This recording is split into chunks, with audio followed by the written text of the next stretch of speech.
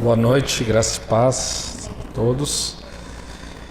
Vamos então nessa noite tratar de um tema que é bastante difícil de falar, né? Mas é um tema pertinente há mais de... Na verdade dá para dizer desde que a humanidade existe, desde que existe civilização, o tipo de questionamento que nós fazemos hoje a humanidade tem feito. E só a título de exemplo, essa quantidade de livros aqui, todos eles se referem a isso, a questão do mal. E isso são só alguns livros do movimento evangélico contemporâneo. A pergunta que hoje, antigamente essa pergunta ela era feita de outras maneiras, era feita de outras formas. Hoje, normalmente, numa linguagem informal, nós ouvimos a pergunta sobre o problema do mal mais ou menos nesses termos, né? Por que coisas ruins acontecem com pessoas boas?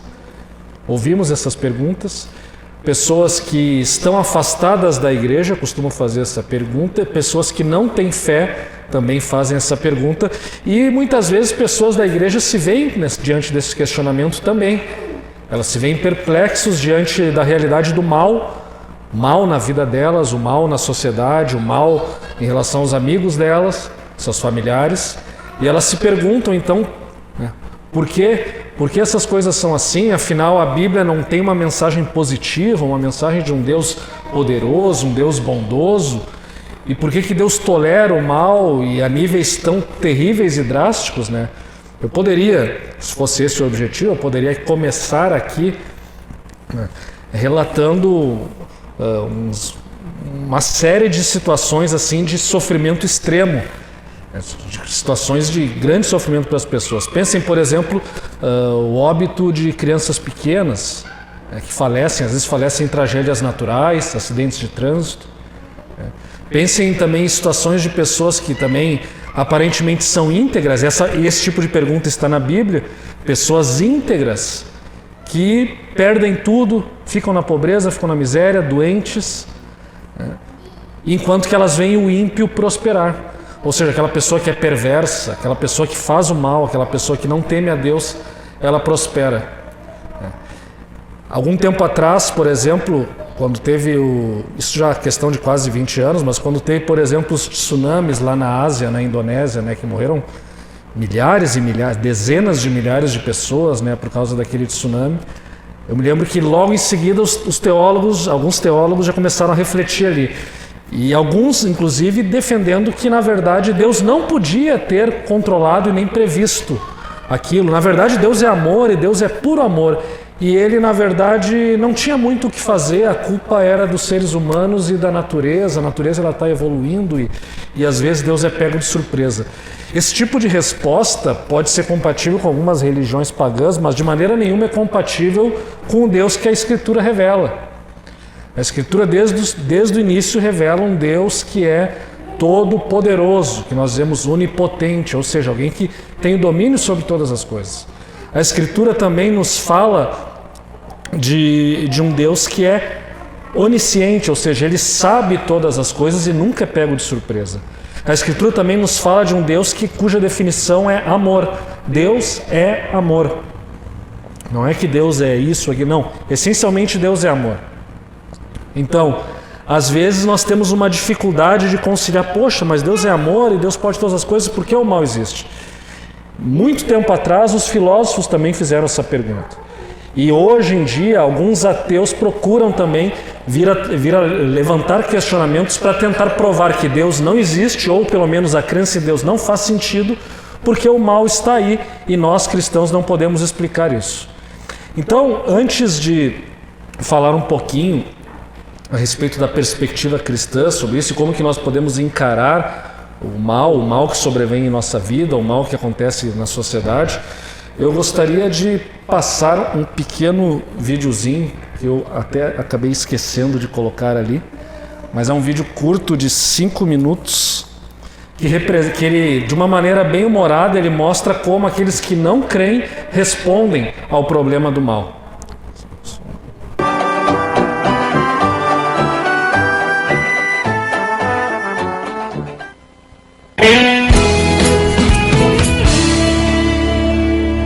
Good evening and welcome once again to Religion Today, the program where each week we discuss religion today.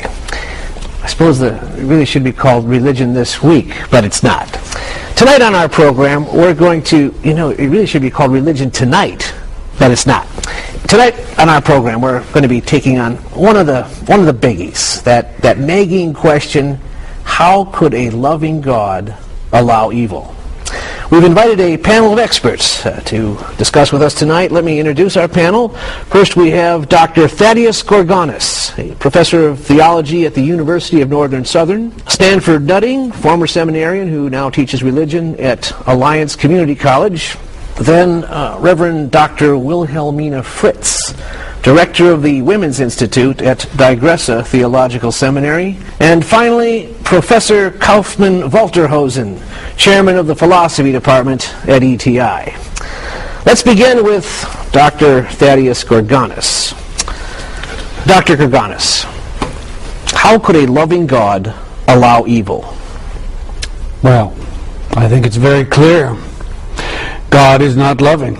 That's why he allows evil. That's it? That's your answer? Yes. Okay, well, so where exactly does that leave us?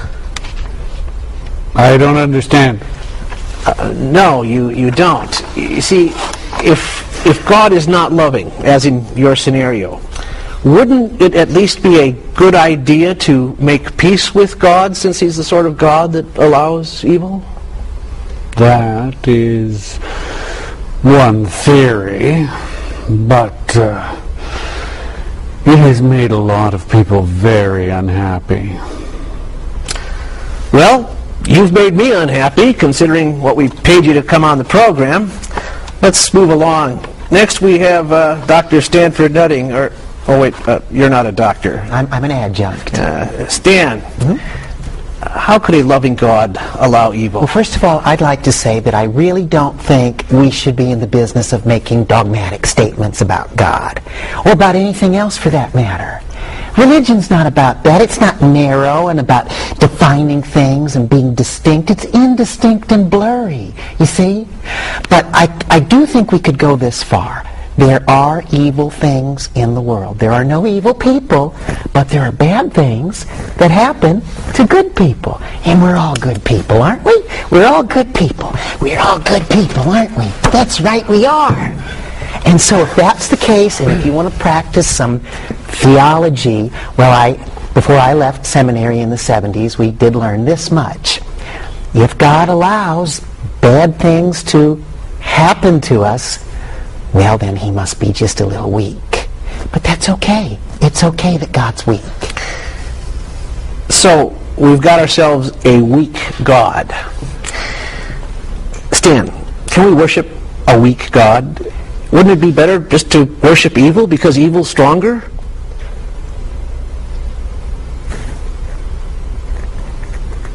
Well, I've never really thought of that. Okay, well, now you have thought about it. What do we do? Well, we do the best we can. We do the best we can. That's great. That's great. Our next panelist is Dr. Wilhelmina Fritz, director of the Women's Institute at Digressa Theological Seminary. Dr. Fritz, how could a loving God allow evil? Well, first of all, I object to God being portrayed as a male. The question was, how could a loving God allow evil? There were no male pronouns. God is a male word. Okay, how could a loving goddess allow evil? First of all, that question makes no sense. I agree. But as Stan over here says, do the best we can. First of all, the goddess would never allow evil. Evil is simply a male construct given to a male god, which is also a male construct. The feminine sense of the divine is completely self-affirming and self-actualizing without any of the negative, invasive, patriarchal drive for illegitimate dominance. Ah, okay, so it's just a guy thing. All right, well, let's move along here. Our final panelist this evening. Professor Kaufmann Walterhosen, chairman of the philosophy department, Dr. Walterhosen, how could a loving God allow evil? Clearly, it is proof that God does not exist. And furthermore, we must move beyond good and evil. No, not Nietzsche. Yes, Nietzsche. No. If there is no God, where do we even get the idea of evil, since you're using evil to prove that there is no God? As I said, we must move beyond good and evil. But we knew about evil before having to move beyond it. In fact, we knew about good before having to move beyond it. In fact, that's a better question. Where did good come from? We must move beyond good and evil. And why is it that good is so good? We must move beyond good and evil. You know, I think you're missing the whole point of existence. In fact, I think you all are. And you know what else I think? I think you all need to read G.K. Chesterton. Bom, é evidente que esse vídeo ele é uma paródia, ele não é tão literal, mas ele, de uma maneira, essa brincadeira que ele faz reflete muito da verdade que se encontra nos meios acadêmicos. É assim que muitas vezes as pessoas respondem à questão do mal. Uns dizem que não existe o mal, outros dizem que Deus não é bom, outros dizem que Deus é fraco, isso é o teísmo aberto que defende. Outros vão dizer que, na verdade, o mal é uma ilusão, como no caso da feminista, que vai dizer que é um construto masculino e que, quando nós eliminarmos todas as hierarquias da sociedade, o mal deixará de existir, e por aí vai. Mas todas essas respostas são respostas inadequadas, são respostas pseudo-cristãs. Elas não têm nenhum fundamento nas Escrituras. Então, vou passar adiante. Uma primeira questão que nós temos que ter em mente aqui é como nós definimos o mal. Então, em primeiro lugar, e aqui nós vimos, de certa maneira, isso no vídeo, principalmente no último entrevistado, né? Para falar em mal, devemos pressupor a existência de Deus, pois só podemos saber o que é mal se houverem valores mais morais objetivos para o julgamento entre o que é bom e mal. E esses valores são estabelecidos pelo próprio Deus, ou seja, não tem como. A gente fala assim, por que o mal existe? Mas como as coisas, o que você define como mal? A morte. Bom, por que a morte é mal? Por que ela é má?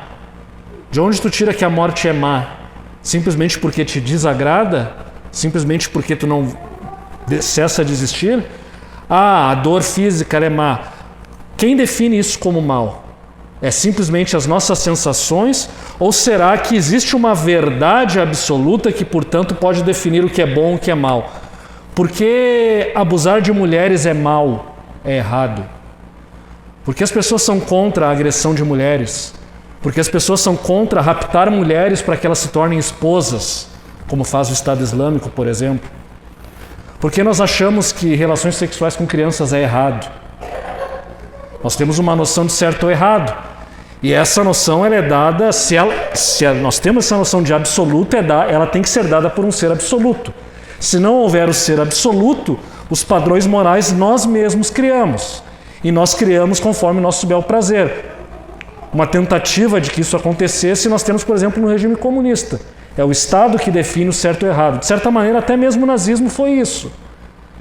Os soldados nazistas nos campos de concentração, eles achavam que tinham que mandar os judeus, torturar os judeus, assassinar os judeus, ligar a câmara de gás, porque eles estavam apenas seguindo ordens. E o princípio da legalidade é, se há uma lei aprovada pelo povo, pelas autoridades legitimamente constituídas, essa lei é certa e deve ser seguida. Ordens devem ser cumpridas, isso é o certo. Vejam, é isso que acontece quando não há um referencial absoluto para o bem e para o mal. Então, de uma maneira geral, esse é um ponto da apologética, nós não vamos entrar aqui hoje nisso, mas é inclusive um dos argumentos a favor da existência de Deus. Nós só sabemos que o mal existe porque Deus existe. Se Deus não existisse, a própria ideia de mal não seria possível para nós. Mas então, tendo isso em mente, como que nós podemos definir o mal?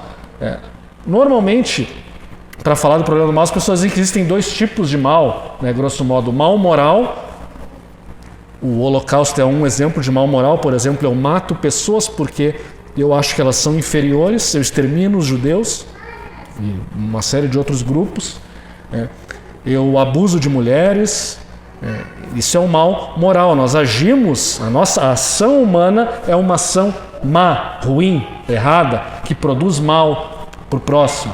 E existe o mal natural.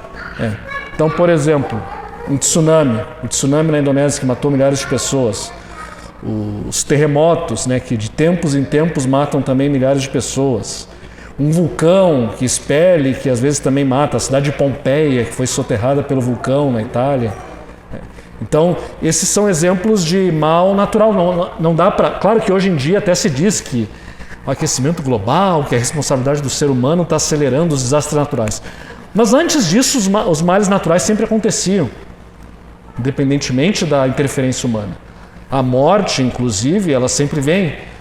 Claro, nós cristãos entendemos que ela não é natural, mas de um ponto de vista meramente sem Deus, naturalista, a morte é um mal natural, algo que acontece naturalmente, faz parte da natureza. Então esses são dois tipos de mal. E vejam que aqui muda quem pratica, o agente. O mal moral, nós somos responsáveis, a sociedade é responsável, os seres humanos são responsáveis. E o mal natural, nós às vezes dizemos a abstração, né? Não, a natureza está revoltada, a mãe natureza, ou seja lá o que for. Nós não encontramos alguém para definir a responsabilidade pelo mal natural. Simplesmente aconteceu um terremoto, simplesmente um meteoro veio aqui e destruiu os dinossauros e tudo que existia. Não há um agente causador claro e evidente. Mas não obstante essa definição, ainda fica a pergunta: como nós definimos o mal?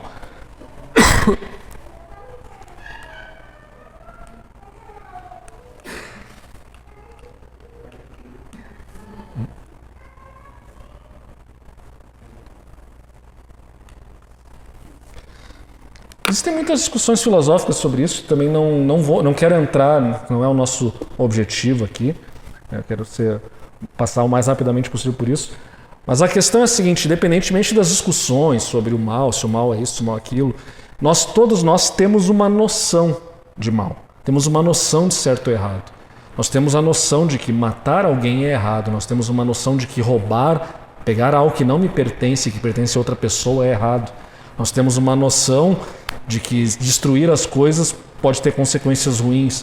Nós temos a noção também de que quando acontece um terremoto e destrói uma cidade, isso é ruim, isso não é bom, não é alegria, não é motivo de alegria. Quando nós vemos alguém sofrer uma doença, nós não podemos dizer que é bom, é ótimo ter um câncer, é ótimo passar por um processo de sofrimento por causa de uma doença. Não, nós definimos isso como algo ruim. Então todos nós temos uma noção, e para fins dessa nossa reflexão dessa noite, ter essa noção do mal já é suficiente para que possamos discutir então a respeito disso. E há um outro aspecto que nós temos que ressaltar aqui, é que o mal transcende os indivíduos. E isso, a modernidade, o tempo que nós vivemos, muito influenciado aí pela ciência, o cientificismo, né? A concepção de que a ciência explica tudo e que nós temos explicações para todas as coisas. Nós sabemos que a tempestade agora não são os deuses que mandam raios e trovões e tempestades, mas é um processo em que a água evapora, em ondas de calor e ondas de frio se encontram, e às vezes nos choques ali surgem raios e relâmpagos, um processo puramente natural, aleatório, etc. e tal. E essa perspectiva de encarar o mundo muitas vezes ignora a realidade, que ela é muito... que a humanidade, não apenas os cristãos, mas diversas religiões têm essa concepção de que existe uma força maligna que transcende o ser humano. Existe algo que está além de nós. Ou seja, Hitler era um monstro. Ele matou milhões de pessoas, quase destruiu a Europa. Mas será que ele fez tudo isso apenas na base da sua força e do seu mau caráter? Ou será que talvez ele também tinha uma força sobrenatural, força essa que teve um impacto gigantesco sobre a sociedade alemã, a tal ponto de fazer com que os alemães aderissem facilmente à ideologia nazista, em pleno século XX, numa época em que os seres humanos se consideravam civilizados, numa época em que as pessoas acreditavam que a paz mundial ia ser alcançada? Como explicar Um mal tão grotesco que causou uma guerra mundial mais mortífera da história. Como explicar um regime como o comunismo na União Soviética, que matou milhões e milhões e milhões de pessoas, e que as pessoas eram enviadas para campos de concentração simplesmente porque opinavam diferente do governo, ou simplesmente porque eram pequenos agricultores e eles eram mandados para a Sibéria para morrerem de frio, no trabalho escravo? Como explicar uma coisa dessa simplesmente recorrendo à categoria de não, veja bem, a pessoa é má, alguns líderes maus, um bando de bandidos chegou ao poder e isso aconteceu? Sim, nós tendemos a acreditar que as coisas são mais ou menos assim, mas aparentemente o que existe é uma força maligna que muitas vezes impulsiona a ação humana além do limite. Muitas vezes nós vemos pessoas completamente perversas, malucas, perversas e poderosas, mas elas não conseguem convencer os outros a segui-las. Elas não conseguem impor o mal que elas desejam. Então isso nos aponta para o fato de que existem forças que estão além dos seres humanos que ajudam a aumentar o mal no mundo, a fazer com que ele se torne mais forte, mais frequente, cause mais destruição para a humanidade e para a criação de Deus.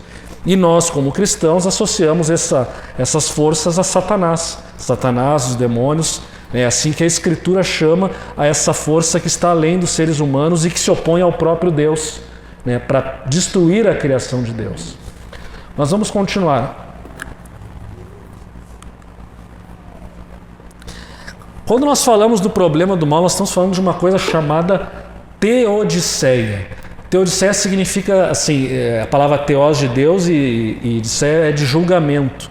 A ideia é de julgamento de Deus. Deus está no banco dos réus e nós, os seres humanos, somos juízes, estamos julgando Deus. Olha, Deus não deveria ter feito isso. E aí nós então tentamos justificar Deus e justificar as ações de Deus. Isso é basicamente o significado de teodiceia, seria esse, uma tentativa de justificar Deus diante do mal que existe no mundo. Desculpe. A religião cristã, tradicionalmente, ela sempre apresentou uma explicação para isso. Isso vem desde Agostinho, dos pais da igreja, e remonta, na verdade, ao próprio judaísmo. A ideia de que o mal, Deus não criou o mal é a ausência ou negação de bem, e os seres humanos são responsáveis pelo mal no mundo.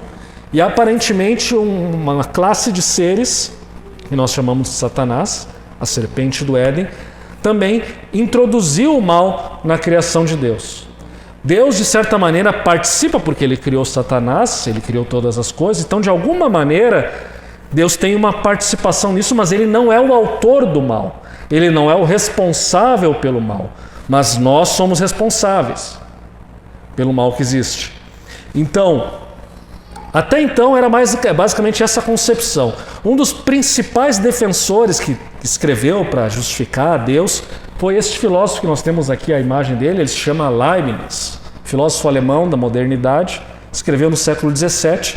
Ele tem uma obra bem conhecida, né, onde ele cunhou essa frase, que é uma frase que é muito usada hoje: nós vivemos no melhor de todos os mundos possíveis. E ele vai dizer então que Deus não conseguiria ter criado um mundo diferente do nosso, e por isso Deus não é responsável pelo mal. Essa era a concepção até então.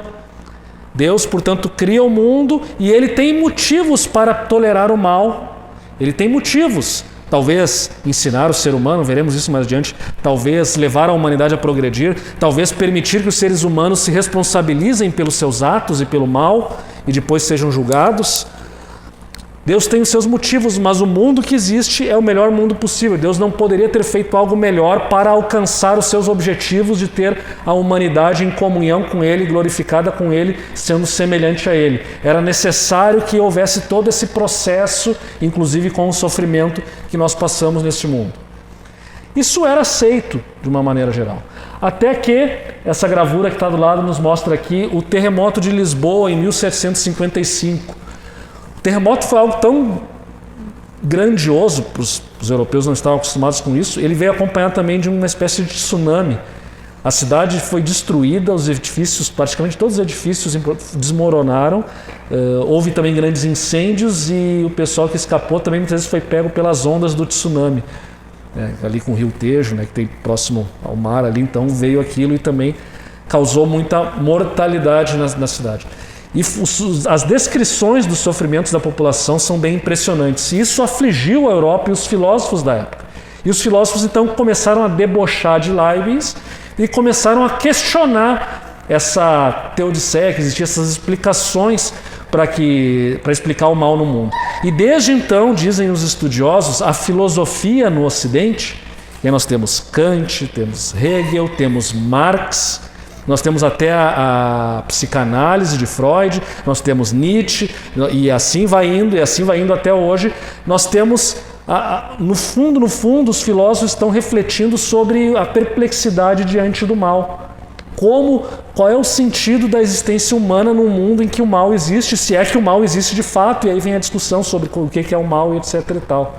Como, portanto, explicar o mal? E as respostas são as mais variadas. Vocês sabem que Marx vai dizer que o mal é fruto das relações econômicas. Vão encontrar Hegel dizendo que, na verdade, Deus e o mundo eles interagem numa simbiose e o mundo está se tornando melhor e perfeito, e até que isso aconteça, o mal vai existir e, portanto, Deus evolui junto com o mundo, e, no caso, a sociedade alemã é quem representa melhor essa evolução de Deus, uma perfeição. Era isso que Hegel dizia.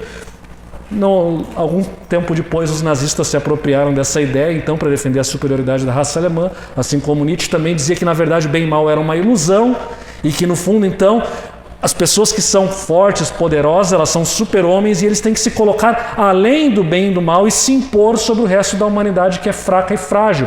É uma espécie de lei do mais forte, é a questão do evolucionismo aplicado aqui na filosofia.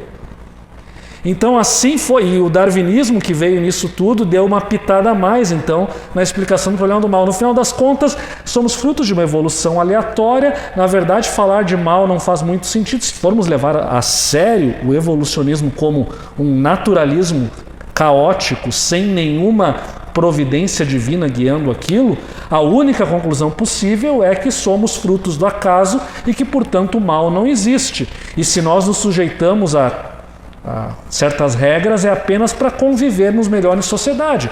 Mas, na verdade, vale muito a pena ser ladrão, bandido, roubar, se eu não for pego, por exemplo. Vale muito a pena, porque não importa. O que importa é que eu viva bem a vida que eu tenho aqui nesse mundo. Depois que eu morrer, não existe mais nada, porque nada existe além desse caos, além da vida biológica, né? Então, toda a história da filosofia são tentativas desesperadas de lidar com essa questão. E as respostas, de uma maneira geral, em sua grande maioria, são inadequadas. Mas agora, então, vejamos como nós, como cristãos, podemos pensar a questão. Isso aqui eu já falei. Antes, só uma outra observação. Talvez vocês... Eu, pelo menos, quando estudei, nos anos 80 na escola, nós ainda tínhamos aquela mentalidade, os professores passavam mentalidade, isso ainda está um pouco na sociedade, né? A mentalidade positivista progressista, ou seja, a humanidade está sempre progredindo. Ela está indo para alcançar um progresso. E quando ela alcançar o nível máximo do progresso, o mal talvez não existirá ou será bastante reduzido. E aí nós vivemos na ilusão de que cada geração sofre menos do que a geração anterior. Parando para pensar em alguns termos, isso é verdade. De fato, eu sofri muito mais que a minha filha numa cadeira de dentista. O dentista nos anos 80 era muito pior do que hoje. Da mesma forma, eu também sofria muito mais para tirar sangue naquela época, com aquelas agulhas gigantescas que só de olhar doía.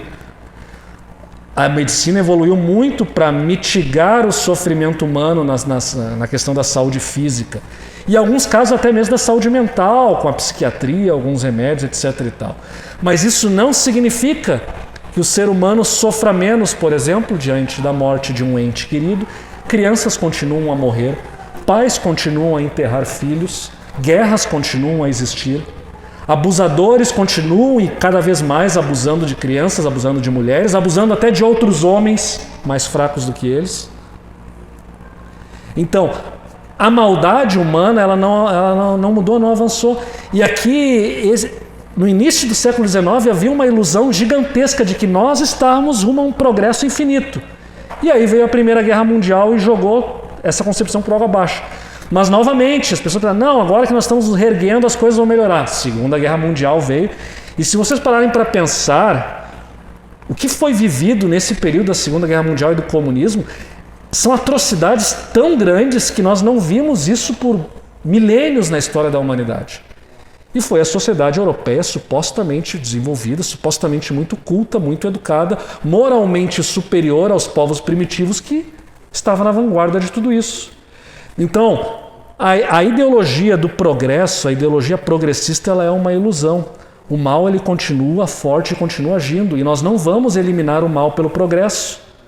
E a educação também não vai resolver todos os problemas da humanidade. Por quê? Porque há algo no ser humano que não muda, por mais que ele seja educado, é o seu coração. Aquilo que a palavra nos fala, né, já no Antigo Testamento. Agora, uma questão é importante aqui, um alerta. E aqui eu faço esse alerta especialmente para quem sofre, para quem está talvez buscando um consolo para o sofrimento. A questão é, o alerta é o seguinte: nem a apologética, nem a teodiceia vão oferecer uma explicação específica e definitiva sobre as razões pelas quais Deus permite o mal. E isso nós temos na Escritura do início ao fim. Se vocês me perguntarem assim, Rodrigo, onde na Bíblia está escrito que a origem do mal? Eu vou dizer, não está escrito. Vamos dizer, não, mas o Jardim do Éden... Sim, ok, a serpente tentou, o ser humano era bom, até então a criação era boa. Mas quem criou a serpente? O que a serpente estava fazendo lá? Por que ela estava lá? Por que foi permitido ela estar lá? E aliás, quem é Satanás? Quem criou Satanás e por que ele é assim? A Bíblia não nos fala. A Bíblia não explica quando o mal começou e nem por que ele é tolerado por Deus. A Bíblia simplesmente, assim como a Bíblia também não se preocupa em provar que Deus existe, ela simplesmente pressupõe Deus existe. E a Bíblia também pressupõe o mal existe.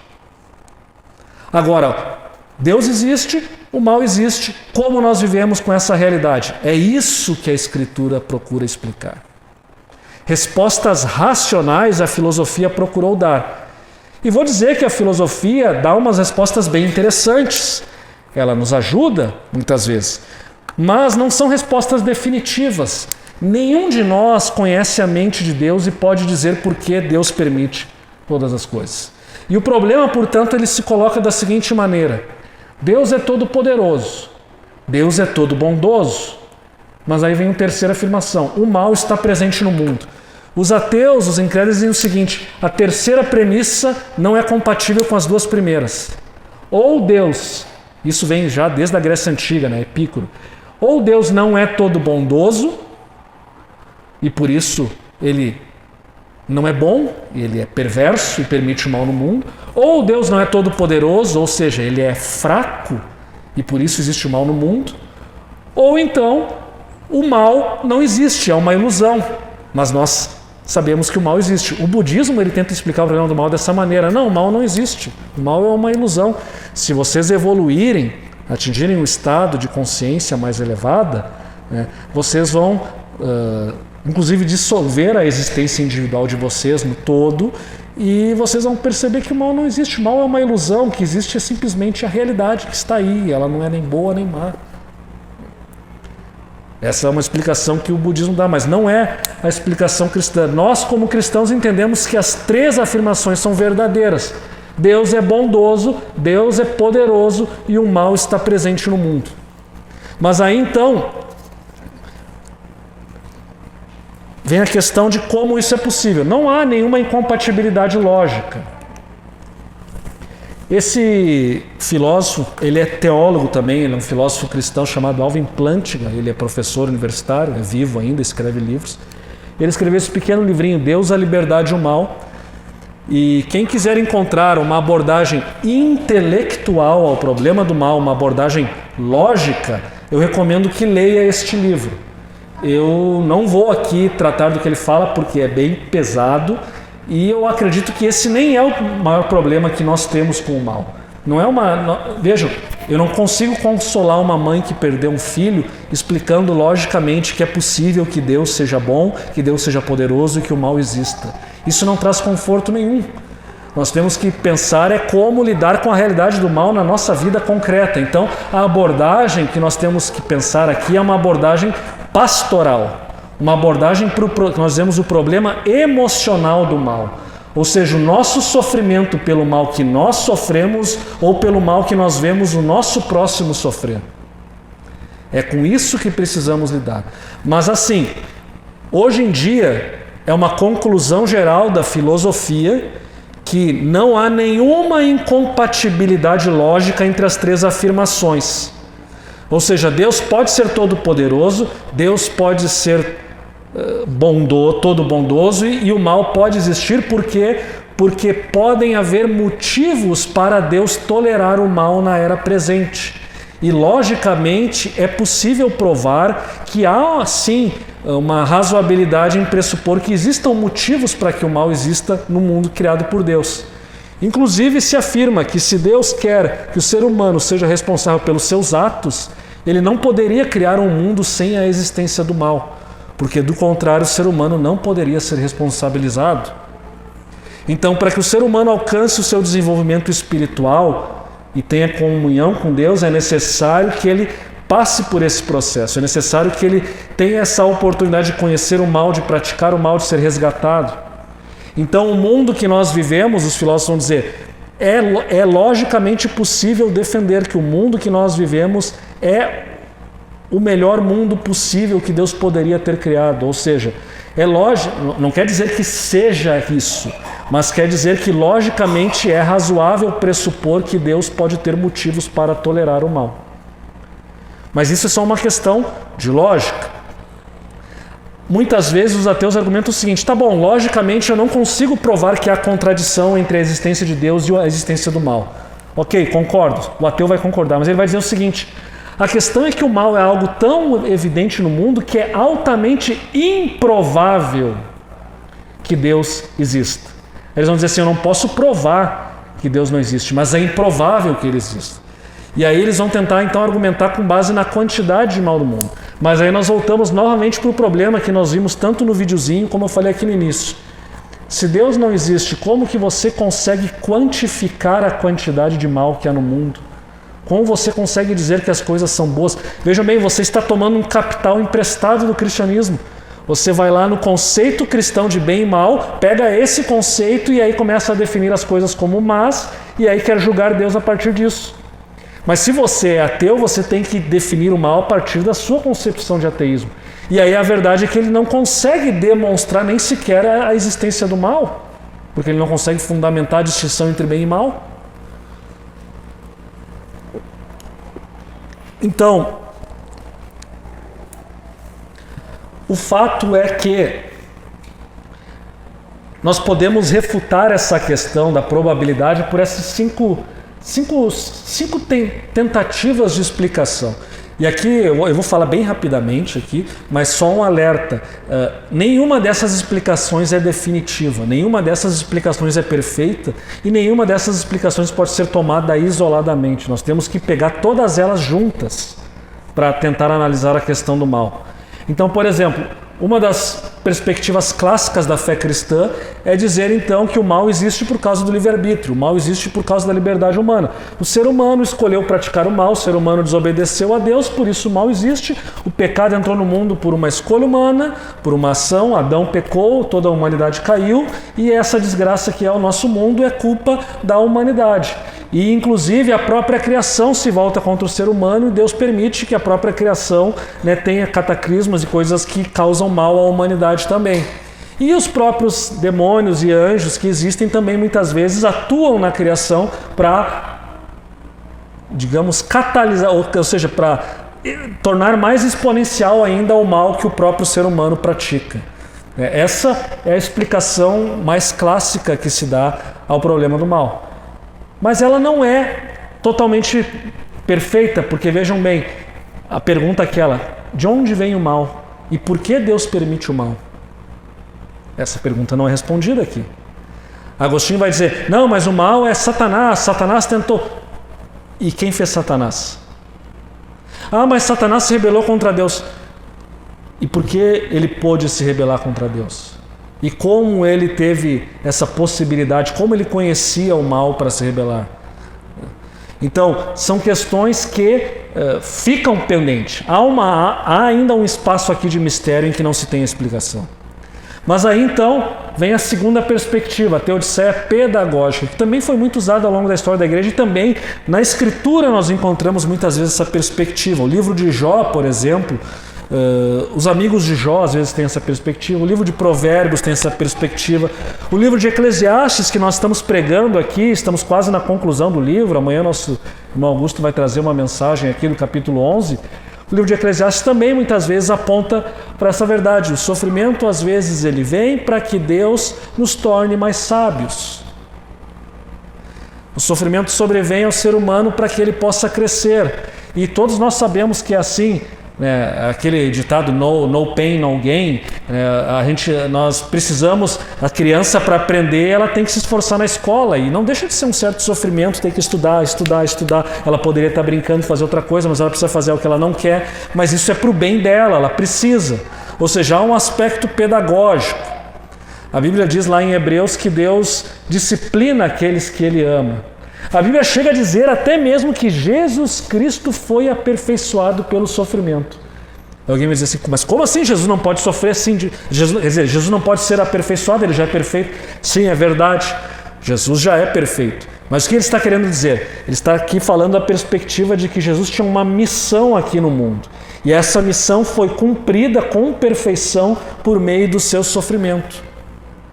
Então o sofrimento é algo que faz parte da pedagogia divina para que o ser humano cresça, para que o ser humano desabroche, digamos assim, para que o ser humano desenvolva o seu potencial que ele de outra maneira não desenvolveria.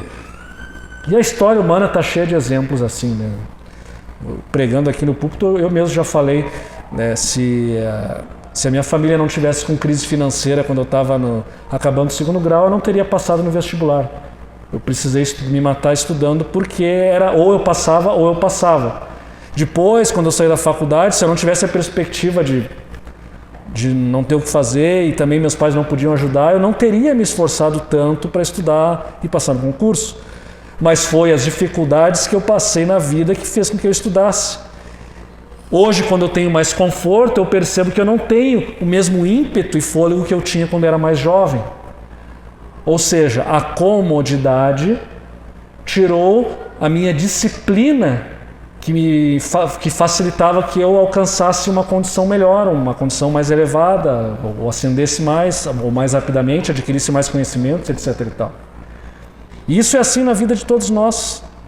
Se tudo está fácil, nós não aprendemos e não saímos do lugar. Mas há o terceiro aspecto, porque evidentemente, meus irmãos, isso aqui não é uma explicação definitiva. Por exemplo, tem um filho de 1 ano e ele morreu. O que isso é pedagógico? Evidentemente que isso não é uma explicação adequada para todo e qualquer mal e sofrimento que existe no mundo. E no que isso vai ser pedagógico para a criança que morreu? Então, essa não é uma explicação, é uma explicação parcial, mas não é suficiente. Nós temos também, e aqui nós temos um complemento que é fundamental da fé cristã, teodiceia escatológica. O que é escatologia? O que acontecerá no futuro. O futuro de Deus se tornando uma realidade no nosso mundo. Aguardamos o reino de Deus se tornar uma realidade. Aguardamos um mundo em que não haverá morte, sofrimento, choro e dor. Apocalipse nos fala desse mundo. E nós apenas podemos imaginar. A sociedade secular tem as suas utopias também da sociedade sem classe. As feministas, os marxistas têm essa ideia. É uma secularização da perspectiva cristã no mundo sem sofrimento. Mas a questão é que, portanto, somente à luz da eternidade é que certas questões fazem sentido. No Antigo Testamento nós temos o salmista, por exemplo, questionando a bondade de Deus. Nós temos Abacuque questionando a bondade de Deus. Abacuque estava lá: até quando, Senhor? Eu grito violência, violência, injustiça, e tu fica em silêncio. E ele falava isso das lideranças de Judá que eram corruptos. Aí Deus responde a Abacuque e diz: Abacuque, eis que eu vou mandar um povo, e quem ouvir o que eu vou fazer vai ficar com a orelha ali quente, né? Ele vai ficar apavorado, porque vai vir uma destruição sobre o povo. Eu estou mandando os babilônios aí para destruir Jerusalém. Aí Abacuque responde: não, peraí um pouquinho. Peraí, Deus, eu sei que tu é justo, sim, mas assim, ó, os babilônios são pior que nós. Tu vai nos julgar com alguém que é pior do que nós? E aí Deus responde novamente, e a resposta de Deus, entre outras, é: o justo pela sua fé viverá. Ou seja, em meio a situações de mal que vem sobre a sociedade e que nós não temos a resposta, ele vai dizer que o justo vai permanecer pela sua fidelidade, pela sua fé em meio àquele caos que o sofrimento está trazendo. E aí depois disso, parece que Abacuque tem como que uma visão da glória de Deus e ele escreve então o capítulo 3, que é um salmo, onde ele vê a glória de Deus, aquilo transforma a perspectiva dele, porque agora ele vê a glória de Deus e aí ele conclui aqueles versos que virou até música gospel, né? Ainda que a videira não floresça, né? Etc e tal, mesmo que não haja alimento no campo, eu me alegrarei em ti, Senhor. Ou seja, Abacuque, não obstante o mal que sobrevém sobre a vida dele, ele ainda pode adorar a Deus, porque ele vê a glória de Deus e vê que a glória de Deus é maior do que qualquer sofrimento que possa existir. E aí ele tem, portanto, uma dimensão do futuro. Em algum momento, esse Deus estará transformando a realidade. E no Novo Testamento nós vemos isso com mais clareza, ou seja, um dia o reino de Deus se tornar uma realidade aqui. Então, se um governante perverso como Stalin viveu até a velhice, teve uma vida longa e farta de dias, e nós pensamos assim, poxa, ele morreu, não foi julgado pelos seus crimes, mas um dia ele será julgado, à luz da eternidade ele será julgado diante do trono de Deus.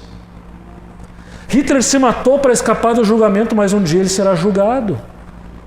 Essa é a perspectiva escatológica. Ou seja, o futuro de Deus que vai se tornando realidade no mundo e um dia se tornará com a volta de Jesus Cristo, um dia promoverá a justiça que nós aguardamos tanto. Há uma terceira, uma quarta perspectiva, que é a teodiceia protelada, que é um desdobramento da escatologia. Ou seja, nós vemos o mal no mundo, vemos que o mal é terrível, que pessoas sofrem, pessoas que nós dissemos assim, poxa, ele não deveria sofrer, ele não é uma pessoa má. Ainda que dizer que ninguém é mau é um engano, viu? Todos nós somos maus, em alguma medida. Né? Alguns são mais maus do que outros, mas todos somos maus e todos merecemos o juízo. Na verdade, ninguém pode dizer diante de Deus, eu sou justo e não mereço sofrimento. Todos nós merecemos, mas a questão é que, por misericórdia, Deus permite que a humanidade viva, floresça e muitas vezes passe por longos períodos sem sofrer, ou sofrendo pouco, digamos assim. Mas a teodiceia protelada, ela diz, olha, o mal está sendo tolerado, mas um dia Deus fará justiça. É isso, por exemplo, que nos diz o salmista no Salmo 73. E vejam como é interessante, é um salmo de Asaf. Ele começa afirmando a confiança dele na bondade de Deus. Com efeito, Deus é bom para com Israel, para com os de coração limpo. Quanto a mim, porém, quase me resvalaram os pés. Pouco faltou para que se desviassem os meus passos, pois eu invejava os arrogantes, ao ver a prosperidade dos perversos. Para eles não há preocupações, o seu corpo é sadio e nédio, não partilham das canseiras dos mortais, nem são afligidos como os outros homens. Daí a soberba que os cinge como um colar e a violência que os envolve como um manto. Os olhos saltam-lhes da gordura, do coração brotam-lhe fantasias, motejam e falam maliciosamente, da opressão falam com altivez. Contra os céus desandam a boca e a sua língua percorre a terra. Por isso o seu povo se volta para eles e os tem por fonte de que bebe a largos sorvos. E diz, como sabe Deus, acaso há conhecimento no Altíssimo? Ou seja, o perverso ele não só vive na perversidade, como ainda debocha daqueles que servem a Deus. Eis que são estes os ímpios, e sempre tranquilos aumentam suas riquezas. E ele chega a dizer assim no verso 13, com efeito, inutilmente conservei puro o coração e lavei as minhas mãos na inocência. Num determinado momento da sua vida ele pensou, olha, para que servir a Deus, né? Que coisa inútil, não tem utilidade nenhuma. Em vão eu fiz isso. E aí ele continua, porque de contínuo eu sou afligido. Ele está sofrendo. Cada manhã sou castigado. Se eu pensar, ele está sofrendo, mas aí ele, no verso 15, parece que ele volta ao juízo, ele diz, se eu pensar em falar tais palavras, já aí eu teria traído a geração dos teus filhos. Em só refletir para compreender isso, achei muito pesada a tarefa para mim, é um mistério. Ele não encontra resposta. Até que entrei no santuário de Deus e atinei com o fim deles. E aí depois ele vai continuar, eu não vou ler aqui, ele vai dizer, tu certamente os pões em lugares escorregadios, os fazes cair na destruição, como ficam de súbitos assolados, totalmente aniquilados de terror, etc, etc, etc. Então ele está dizendo que ele confia que Deus futuramente fará um juízo. E no Antigo Testamento se acreditava que esse juízo aconteceria aqui. Essas pessoas, ou então pelo menos os seus filhos, pagariam pelos pecados. Então, essa é a teodiceia protelada, ou seja, o bem é tolerado por um tempo porque Deus tem os seus motivos, às vezes ele deixa aflorar a maldade para depois vir com o seu juízo. E há, por fim, a teodiceia de comunhão. Aqui é algo que se desenvolveu mais recentemente, em tempos pós-modernos. Algumas pessoas usam isso de uma maneira errada, mas eu considero isso particularmente importante para nós cristãos, que é basicamente o seguinte: Deus não é alheio ao sofrimento humano. Essa é a grande questão, a grande verdade que nós cristãos temos contra o ateu e que, na verdade, que diferencia a nossa fé de qualquer outra religião. No cristianismo, nós temos a única religião em que Deus não está alheio ao sofrimento humano, mas Ele assume o sofrimento e se responsabiliza pelo sofrimento e pelo mal ao enviar o seu Filho, tomar a forma humana e sofrer em nosso lugar. E sofrer como poucas pessoas na face da terra sofreram. A pessoa de Jesus Cristo, cuja morte na cruz, portanto, é o ápice da manifestação do amor de Deus por nós. Então, há, nesse sentido, um fato de que Deus está conosco. Nós vamos trabalhar um pouco isso agora que nós estamos indo para o encerramento. Mas antes de falar mais sobre isso, eu gostaria de falar mais algumas coisas aqui. Nós também temos que ter em conta, como cristãos, que há uma dimensão de mistério. Ou seja, nós não podemos, e aqui não é uma tentativa de não argumentar racionalmente, não é que estou fugindo do debate. Há certas coisas na Bíblia, na teologia, que são mistério. Trindade. Não é contradição a Trindade, porque são 3 pessoas e uma essência. Eu não estou dizendo que são 3 pessoas e uma pessoa, estou dizendo que são 3 pessoas e uma essência, são coisas diferentes. Mas a nossa mente não consegue captar isso, é um paradoxo. Mas um paradoxo, alguns não gostam que use a palavra paradoxo, mas enfim, é algo que nós não temos condições de entender plenamente. Mas não é uma contradição. Da mesma forma, a questão do mal na nossa vida e na criação é um mistério, mas não é uma contradição ao Deus de amor. É um mistério. A Escritura relata muito bem: o mal existe no mundo, mas Deus está conosco. E Deus, desde a queda do homem, o ser humano pratica o mal, Deus o julga, mas Deus já provê roupa para que Adão e Eva estejam abrigados. E Deus permite que eles continuem a viver, e a morte não se torna algo imediato. Mas Deus permite que eles vivam, se multipliquem e a humanidade cresça e se expanda. Deus provê que exista ainda sustento para a humanidade. Deus sustenta a humanidade. Ou seja, nós vamos vendo a ação de Deus, a graça de Deus em meio a um mundo de mal. Agora, por que Deus não simplesmente salvou todo mundo? Por que Jesus não voltou logo depois da sua crucificação e ressurreição? Por que Ele ainda não voltou? É um mistério, não compete a nós entender a mente de Deus. É isso que acontece no livro de Jó. O livro de Jó é um livro que fica lá, o problema do mal. Os amigos de Jó acusam: tu está sofrendo porque tu pecou. Isso é consequência do pecado. Essa teologia barata, infelizmente, existe muitas vezes dentro da igreja. Isso é errado. Mas, atenção, não quer dizer que às vezes o sofrimento não seja fruto do pecado. Pode ser, sim. Às vezes o nosso pecado atrai o juízo de Deus e nós sofremos por causa do nosso pecado. Romanos 1 diz: Deus os entregou às paixões e ali no pecado eles sofrem o juízo como fruto, a consequência do pecado e o sofrimento que vai vir já é o juízo de Deus sobre a vida dele. E nós encontramos, por exemplo, Acã, a derrota de Israel por causa do pecado de Acã. Nós encontramos na Escritura muitas situações em que o pecado é a causa do sofrimento das pessoas. Mas a questão é a seguinte: a Bíblia é muito clara que não é essa a única causa. Nós não sofremos só porque pecamos. Nós não sofremos só porque desagradamos a Deus. Nós não sofremos porque deixamos de igreja, porque damos o dízimo. Não é simplesmente esse o motivo do sofrimento. O pecado pode ser um motivo, mas na verdade existem outros motivos, ou seja, é um mistério. E Jó nos mostra isso, os amigos acusando ele até que Deus aparece. E Jó estava questionando Deus também. Até que Deus diz para Jó: olha, onde estavas tu quando eu criei todas as coisas? E aí Deus mostra a glória para Jó e Jó me arrependo no pó e da cinza. Novamente, assim como o salmista viu a glória de Deus no templo e entendeu que Deus um dia faria justiça, também Jó vê a glória de Deus. Ele não tem uma explicação. Jó não fica sabendo que Satanás fez lá uma provocação para Deus e Deus permitiu que Satanás... Ele não fica sabendo disso. Deus não revela isso para ele. Mas ele vê a glória de Deus e aquilo é suficiente e a vida dele é transformada. Ou seja, não há uma explicação para o sofrimento, mas ele entra no mistério divino e isso o conforta. E a Escritura nos mostra muitas vezes que esse mistério se revela no que nós chamamos de providência. Veja o que diz aí, essas são palavras de José, quando ele fala para os seus irmãos. Lembrem da história, os irmãos de José queriam matar José por inveja. E aí um irmão menos pior de todos, imagina que família maravilhosa, né? Um monte de irmãos, cada um com uma esposa, o Jacó com 2 esposas, várias concubinas, os irmãos se odiando, José como filho favorito, as pessoas com inveja dele, ele é imaturo, gosta de se exibir. Aí um irmão tem a inveja, vamos matar ele para acabar com essa história. Aí outro diz, não, matar não, vamos vender como escravo só.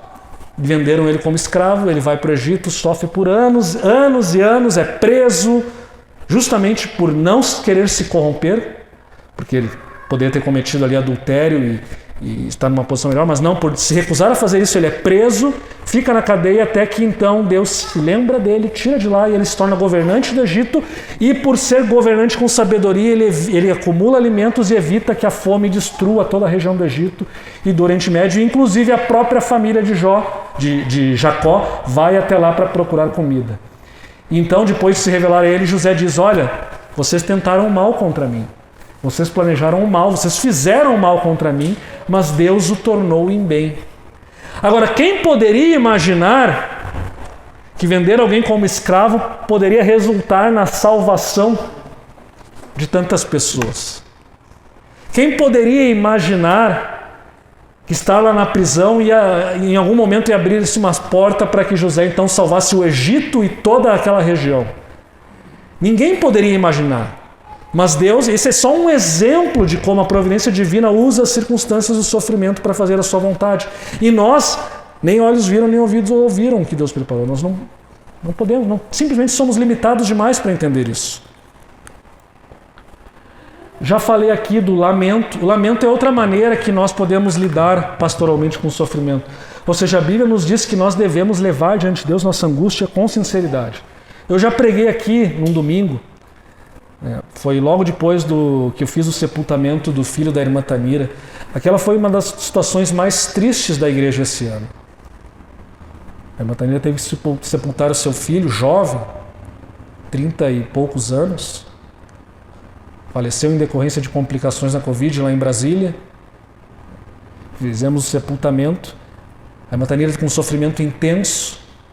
E ela dizia, eu não consigo, eu sofro com isso, meu coração está amargurado.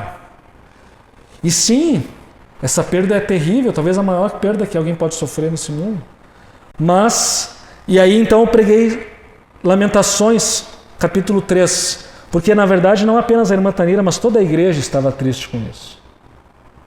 E aquele capítulo de Lamentações 3, ele nos fala justamente do profeta Jeremias, que viu a destruição de tudo que ele amava, a cidade de Jerusalém e seus familiares. E ele usa palavras profundas. Eu fui esmagado, fui estilhaçado. Tu, Senhor, fizeste isso terrível, isso vem da tua mão. Ou seja, Jeremias lamenta, ele coloca o seu coração diante de Deus. E muitas vezes o salmista também faz isso. Ele reconhece que Deus é grandioso, que Deus é bom, ele tem reverência, mas ele abre o seu coração e lamenta. O lamento, portanto, é mais uma forma em que nós expressamos o nosso sofrimento diante de Deus e nos abrimos para Ele, para que Ele opere em nossa vida. E aí, como o próprio salmista nos diz, no Salmo 73, versículo 25, quem mais tenho eu no céu?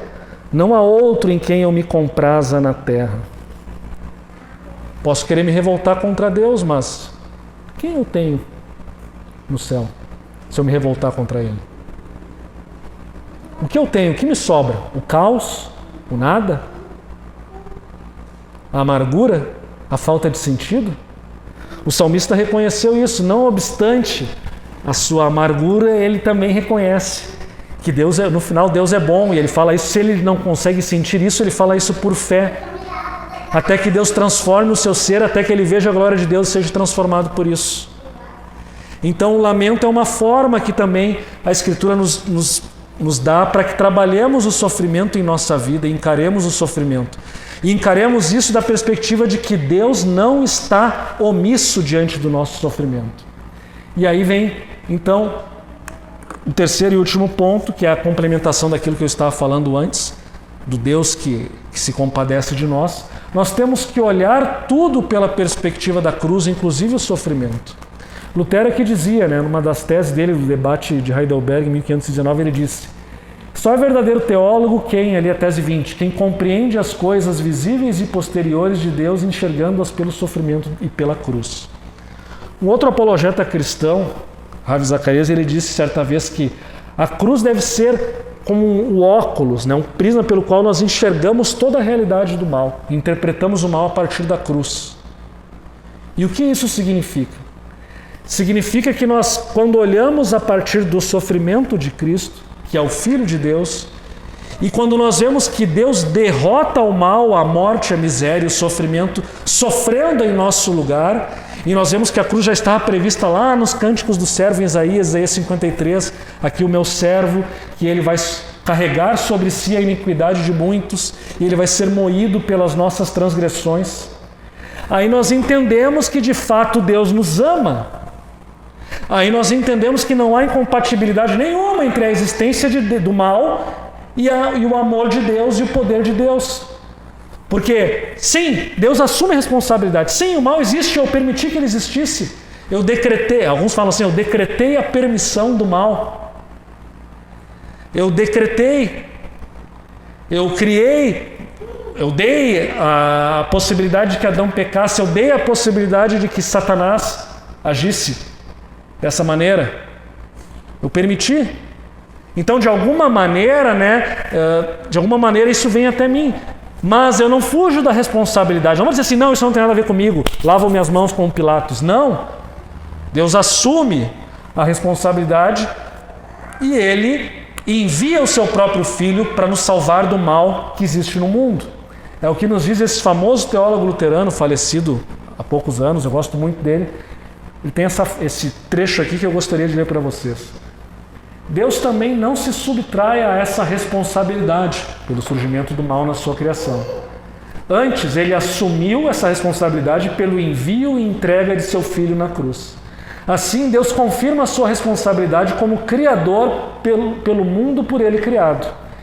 E nisso, o mal é real e suficientemente oneroso não só para as criaturas, mas também para o próprio Deus. Ou seja, não é que Deus é indiferente ao mal ou o mal não aflige o ser de Deus. Isso o mostra a morte de seu Filho na cruz. A nulidade do mal perante a vontade criadora de Deus será selada somente pela superação no evento da reconciliação e na consumação escatológica da criação. Ou seja, essa dualidade que a gente vive, Deus é bom, mas eu sofro, o mal está aqui, eu não entendo por isso. Isso só vai ser superado plenamente naquele grande dia em que o reino de Deus tornar uma realidade, na volta de Jesus Cristo. Inclusive o Pannenberg vai dizer uma frase que é bem questionável, mas ele diz assim: nesse dia Deus vai provar a sua existência para todo mundo.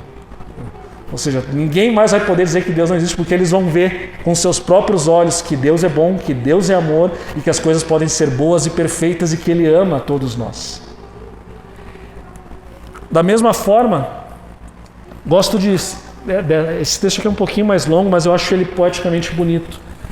Peter Crift, um pensador americano, falando sobre o sofrimento, e como Cristo de alguma maneira está presente em meio ao nosso sofrimento, que é algo que Lutero falou na sua teologia da cruz. Peter Crift vai dizer assim: Jesus está lá, sentado ao nosso lado nos lugares mais humildes.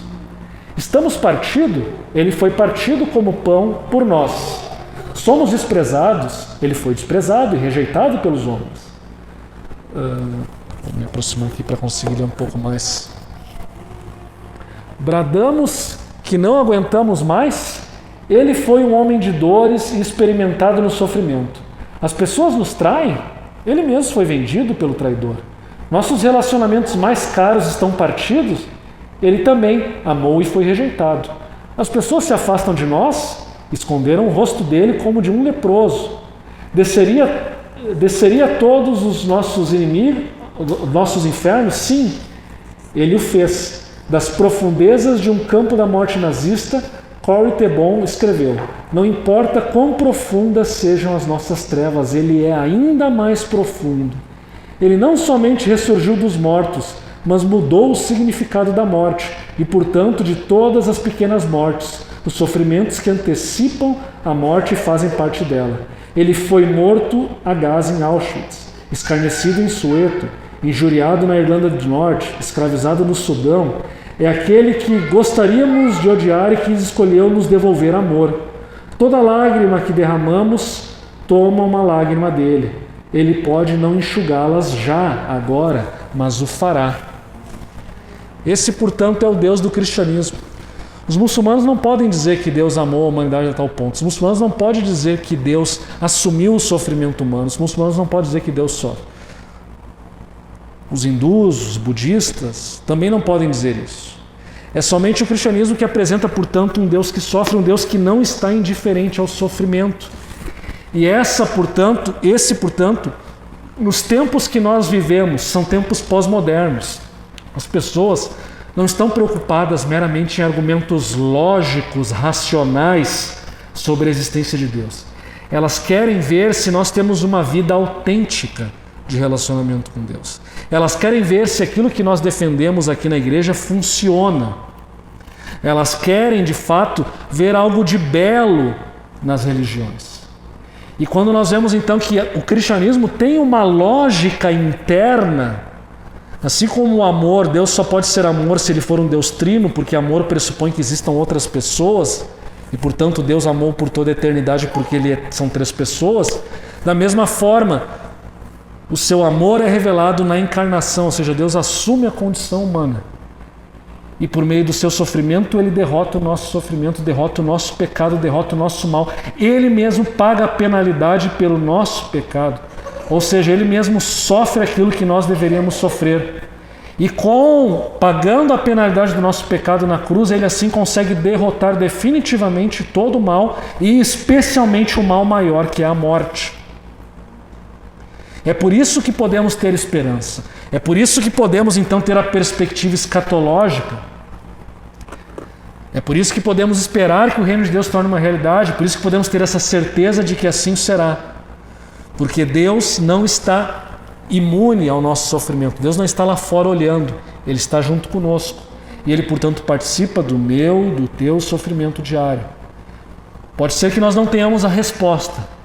A origem do mal e o porquê de todo o mal que nos sobrevém ainda é um mistério. Mas Deus continua sendo bom, Deus continua sendo amor, Deus continua sendo tudo aquilo que temos no céu e aqui neste mundo. E assim eu encerro e gostaria então, em alguns minutos aqui, abrir alguns minutos para perguntas.